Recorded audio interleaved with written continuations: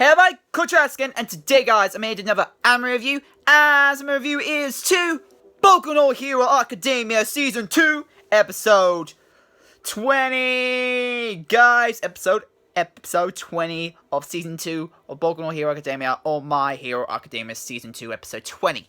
So let's get into it! So guys, in this episode of Boku no Hero Academia, now, it's most of this it's separated into two parts.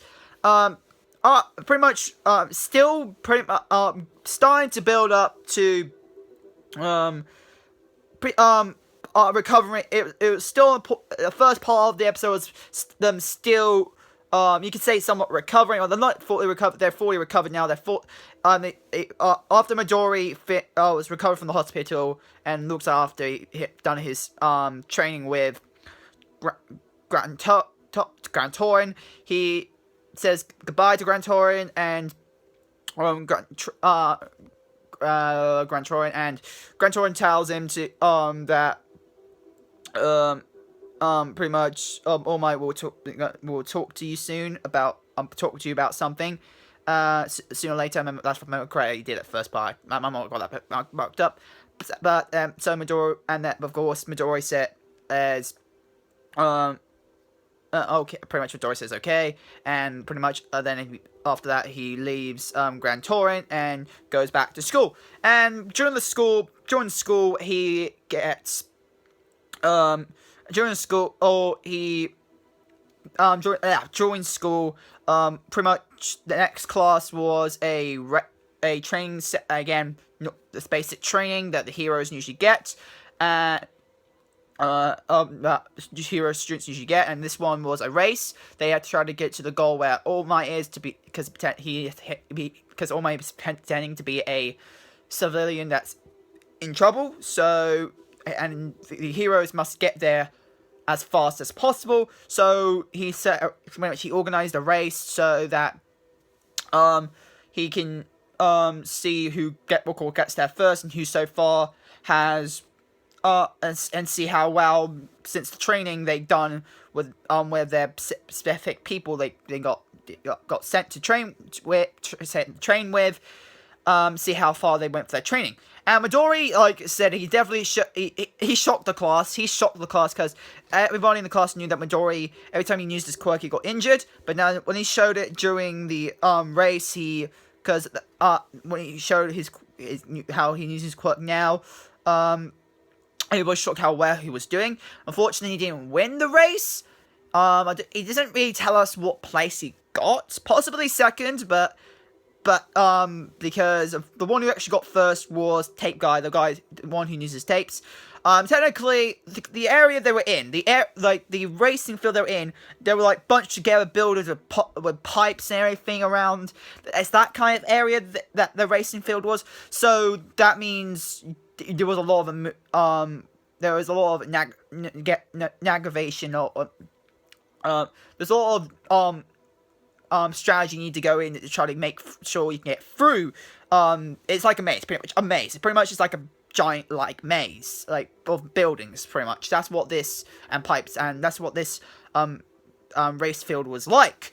So that means, of course, depending on your quirk, you can take your quirk to the advantage. And being, like I said, with a lot of poles and pipes and buildings around, very close together, there were tight gaps, but not too tight, alleyway size, normal alleyway size. But it does, of course, I say alleyways, and with all these pipes and poles, it does restrict your movement unless you know how to use them to navigate through the course. Which Tape Guy, it looks like from his training, which we didn't get a chance to fully see, but he seems to have learned. He seems to learn how to use his quirk like that, and actually because of that, during the race he actually looked like he could have won without Midori tripping. But if he actually got as strong as Midori, he was actually at first place, at the start, most of the race. Most of the race he was technically in first place. like he was like when everybody was his quirk, like he's jumping into the pit to building to building, pipe to pipe, pole to pole. When he's showing that, it shows you first Boku, he got freaking pissed because Midori improved even more than he ever thought he would have done during his training, and everybody else was like shocked that Midori was doing so well without freaking injuring himself. Because everybody can see that he was using his quirk, but he was not getting injured or anything. Like, people were like shocked at that point. But unfortunately, what does get Midori unfortunately losing this race was because he miscalculated. And this is Midori, don't think we're talking about. Like, Midori, he's fucking smart.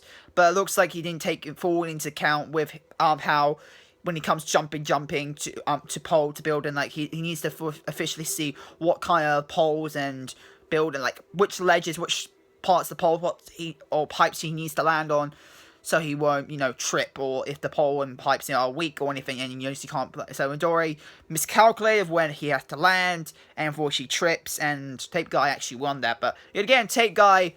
Again, he had an advantage in that because his overall quirk does give him an advantage in those zones, but in that kind of area. But again, Midori also with his quirk, he actually had an advantage as well.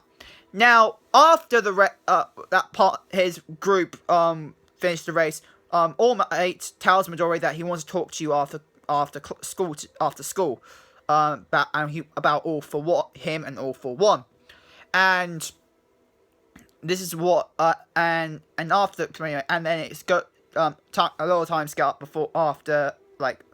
then after school, Midori goes to All Might's office, and All Might starts telling the origin story of All for One. He tells Midori the origin story of All for One.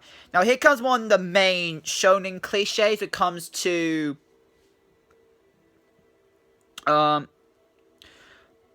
origin stories, because most origin stories, some reason, they always have connected to two people.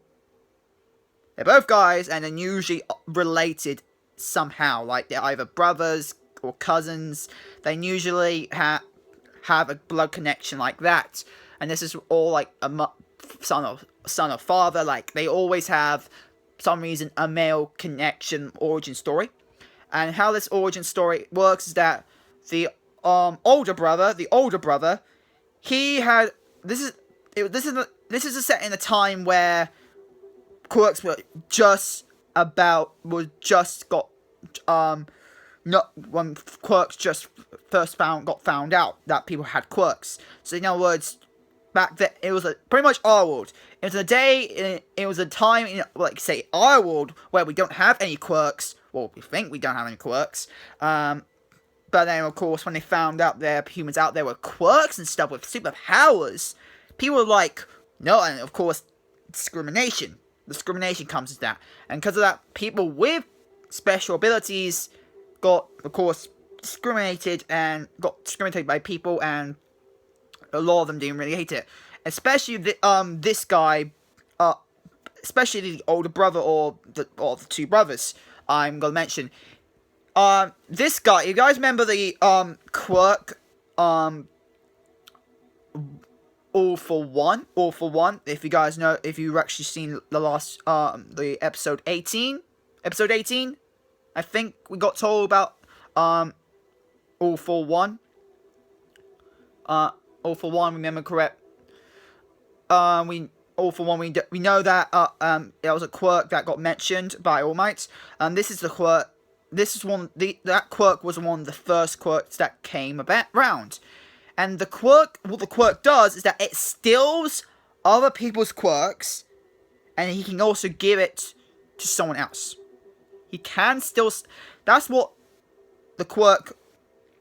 That's why I feel like that's the quirk of All for One. All for One steals someone's quirk, and then you can transfer it to someone else, or keep it yourself.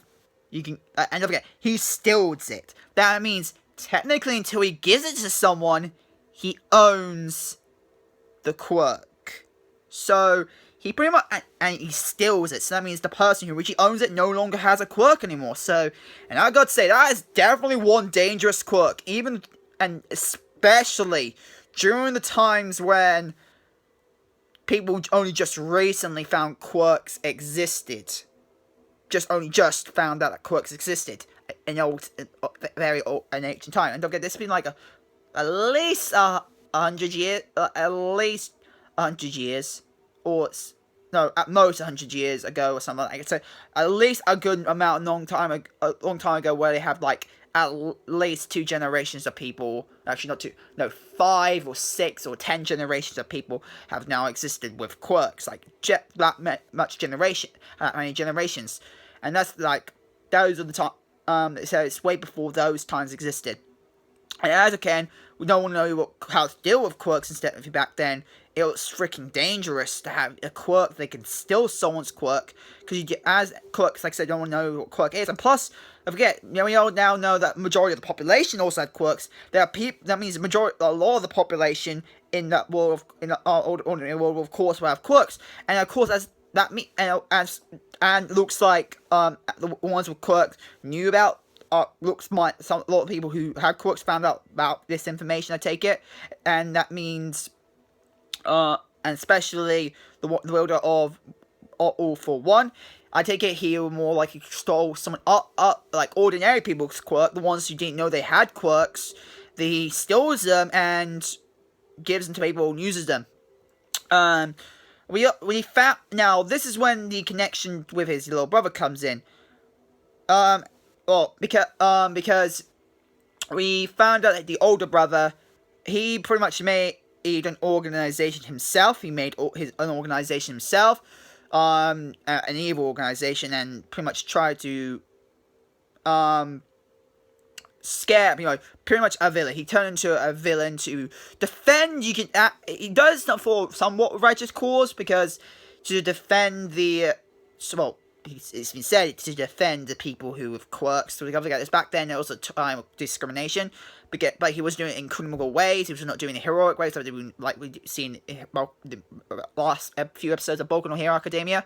So he was using for evil purposes, and of course he wanted people on his side.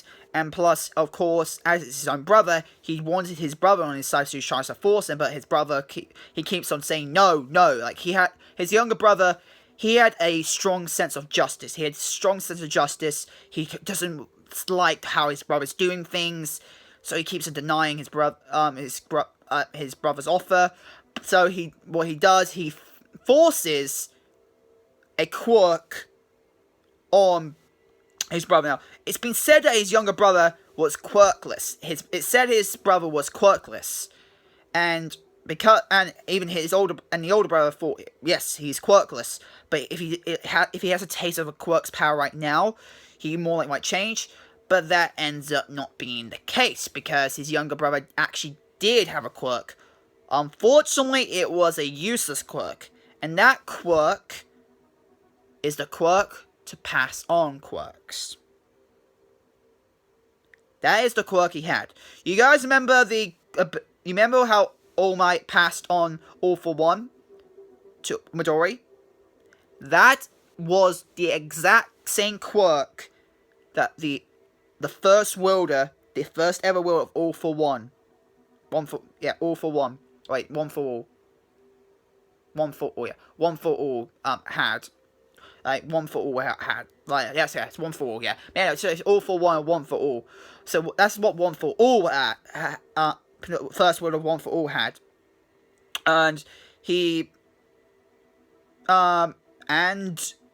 he was the first wielder to have it. The younger brother. The thing is, it wasn't as strong as when he got to All Might. It was not actually that strong, because if you guys remember correct, quirks can be fused to create a brand new form of quirk. Like in Todoroki's case, don't forget, he was technically someone who got his quirk, like, even though it's by genetical means, by actual normal means, in some way, even though science did get somewhat involved in it, it still got through genetical means, but don't forget, it's still some form of fusion. Like, his quirk got fused together with with him, so he was able to get his quirk that he has now, the Ice and Flame ability. Like, that's how he got his quirk. And that's similarly what happened with One For All. With One For All, he, like I said, I don't know if I'm saying which one right, like All For One and One For All, but I think it's not One For All. But with One For All, it started when the younger brother's older brother gave him a quirk. It started right then when One For All became One For All. The first origin. His younger brother got given a quirk, which by his brother, but it seemed to have fused with his quirk he didn't know he actually had, which of course was the useless quirk known against us to pass on. The quirk to pass on. And because of those quirk, and we found out that individually, if you keep on passing on this quirk, and then and looks like when you do when he does pass on the quirk, it looks like All For One, also takes the quirk that his brother gave him to someone else. Like, he knew the thing is, we also found out that One For All, the person who has One For All, he is immortal. We found out he's been living for way longer than we thought, and to the point when he started fighting, to the day he fought All Might. So he was alive. He's been alive since the first generation of quirks existed. Like the One For All For One. He's been living since days when quirks first got revealed, and he's somewhat immortal thanks to taking a lot of these quirks and somehow became immortal somehow. Of course, he can still be killed, but it looked like it reduced him from dying from old age. But when he fought All Might thought like he killed him. Like, he thought he killed him, but it looks like he survived, and of course he created the evil organization called the League of Justice. Like, that evil organization. He's the founder and the creator of this organization we have in My Hero Academia right now. And with All For One, with One For All, we found out that and we now know how One For All got as powerful as it's got, because it got with the younger brother of All For One, passing on his quirk to someone else, who more like had a quirk as well. Like I said, these are the days when no one had quirks, and more like the person he passed it on to had a quirk, and it looks like, and like I said, it seems like while he passed on his quirk, the quirk he got from his brother also gets passed on to the new person who now has One For All, and it looks like One For All continuously, every time it gets passed on to someone through all the generations, every time it got passed on, they also gain, the person with a quirk seems to also gets their quirk combined into the All For One. So All For One is pretty much an overall a quirk that is combined of multiple quirks. Since starting with the quirk to pass on, plus with the quirk that the younger brother got from his older brother. So we don't really get their names, because we don't get their names. Like I said, it's confusing when I keep on saying that, but we now know how this worked, and again, and it got to the point where it got and unfortunately back then, like I said, All For One wasn't as strong as it was now. It was, you can say, overall a useless quirk. He possibly give the one quirk that his brother gave him. It's a possibility that could have been actually a useful quirk, but it wasn't good enough to fit his brother, which he must have reached a state where it was going to be hard for him to try to beat him in the first place. The thing is, he knows it to be stopped, so he pretty much decided to pass on his quirk, and he tells the person he passed on to tell people to pass on, and to the point it gets to the point where it feels like you can defeat someone who now owns a quirk. This quirk can defeat his brother, which gets to the point of All Might, who does technically defeat him, but not able to kill him. And because of that, he lived in hiding until the days when Midori now got given the quirk. And now Midori is the one who must more likely has to defeat that one for all for one now. Now, the thing is, after talking with Midori, some reason All Might didn't talk about himself, and it looks like and Midori ends up leaving and only the day after he just realized that All Might didn't talk to him about himself, and it looks like All Might possibly might die, from what I know. Or that, like I said, the quirk gets passed on, and for what I've heard, that the quirk disappears. That means All Might will lose his quirk.